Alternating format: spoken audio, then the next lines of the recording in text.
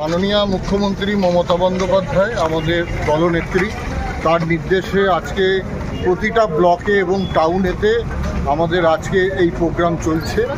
জাতীয় পতাকা নিয়ে আমাদের তৃণমূল কংগ্রেসের কর্মীরা, এলাকার সাধারণ মানুষ, এলাকার সমস্ত জনপ্রতিনিধি সকলে বেরিয়েছেন। যে আমাদের সেনাবাহিনী তারা যে শৌর্য, যারা বীরত্বের নিদর্শন বারংবার দিয়েছেন এবং যারা সত্যি করে আমাদের দেশকে সর্বদা পহরা দিচ্ছেন, যাদের জন্য আমরা নিশ্চিন্তে দেশেতে পরিবার পরিজন নিয়ে বেঁচে থাকতে পারছি, আমরা তাদেরকে সম্মান প্রদর্শন করবার জন্য এবং এই দেশ আমাদের সকলের, দেশকে সকলে মিলে রক্ষা করব এই প্রতিজ্ঞাবদ্ধ হবার জন্য আজকে আমরা মেমারি 1 নম্বর ব্লকে র্যালি করছি।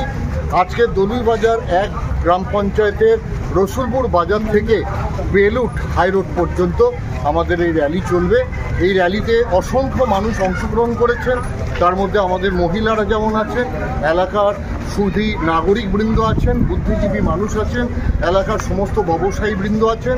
নিরপেক্ষভাবে এবং সকলে মিলে জাতীয় পতাকা হাতে নিয়ে আজকে আমরা এই র্যালি করছি মেমারি 1 নম্বর ব্লক।